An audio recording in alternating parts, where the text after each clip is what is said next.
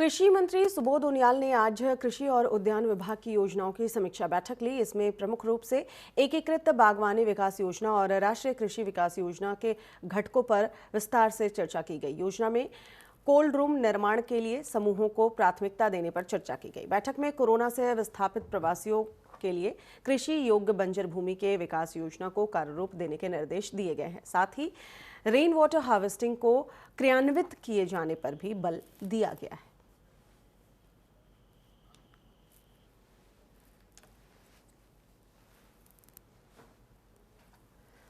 तो कृषि मंत्री सुबोध उनियाल ने आज कृषि और उद्यान विभाग की योजनाओं की समीक्षा बैठक ली है।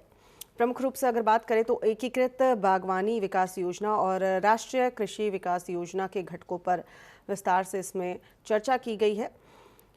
इस योजना में कोल्ड रूम निर्माण के लिए समूहों को प्राथमिकता देने पर भी चर्चा हुई है।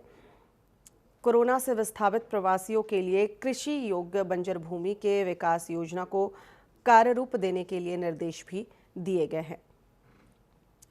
रेन वाटर हार्वेस्टिंग को क्रियान्वित किए जाने पर भी बल दिया गया है।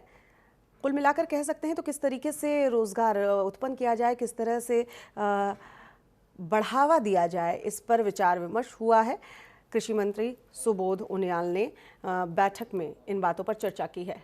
अजीत काम्बोज हमारे सहयोगी इस वक्त हमारे साथ फोन लाइन पर जुड़ चुके हैं। बैठक को लेकर तफसील से जानकारी चाहेंगे अजीत। बिल्कुल श्वेता, जिस तरह से उत्तराखंड प्रदेश में अब राज्य सरकार लगातार इस कोशिश में है कि कैसे तमाम लोगों को कोरोना महामारी के बीच आर्थिकी से जोड़ा जाए, और इसमें महत्वपूर्ण भूमिका निभा सकता है कृषि विभाग, जिसके विभागीय मंत्री सुबोध उनियाल लगातार समीक्षा बैठकें कर रहे हैं। और इसी तरह का एक फैसला उनकी तरफ से लिया गया कृषि और उद्यान विभाग की बैठक में, जिसमें साफ तौर पर बागवानी विकास को लेकर नई योजनाएं लाने की बात कही गई है। इसमें राष्ट्रीय कृषि विकास योजना को भी शामिल करने की इसमें चर्चा की गई। तो साफ है कि उत्तराखंड में बागवानी का विकास कैसे किया जा सकता है। इसके अंतर्गत जो भी योजनाएं आती हैं, चाहे फिर वो स्थानीय स्तर पर होने वाली आलू, अदरक, मसाला, मिर्च वगैरह की खेती की बात हो, या फिर जैविक रसायन पेस्टिसाइड से इनको बचाकर जो तमाम चीजें पैदा की जा सकती हैं, उनको लेकर सरकार की पूरी कोशिश है कि प्रदेश में जैविक खेती पर ज्यादा से ज्यादा बढ़ावा दिया जाए। साथ ही इनके निर्माण को लेकर अगर कोल्ड रूम वगैरह की आवश्यकता होती है तो समूह स्तर पर इनकी भी स्थापना की जाए, जिसके लिए राज्य सरकार खुद एनजीओ के साथ कोलैबोरेशन करेगी, उनके साथ काम करेगी।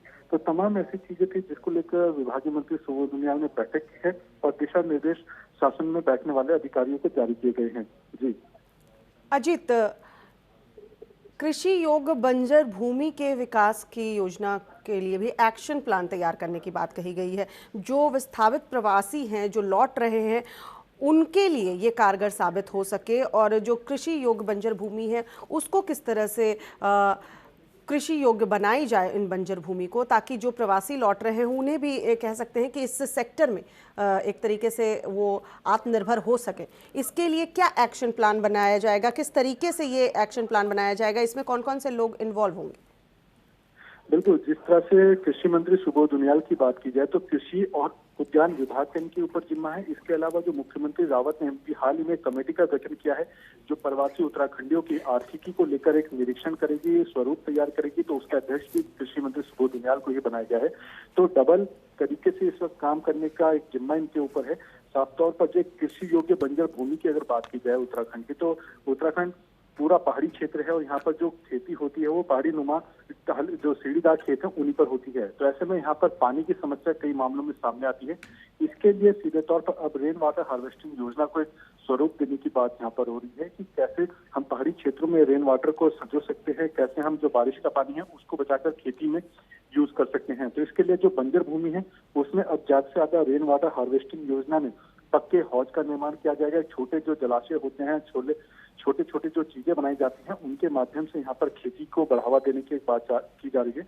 इसके लिए तमाम तरह के जो निर्देश हैं वो अधिकारियों को दिए गए हैं, और साथ ही जो यहाँ पर पुरानी जो चीजें बनी हुई हैं जिनको एक हम मॉडल के तौर पर यूज कर सकते हैं, तो ये भी बातें निकलकर सामने आई हैं। जी, बहुत बहुत शुक्रिया अजीत तमाम जानकारी के लिए।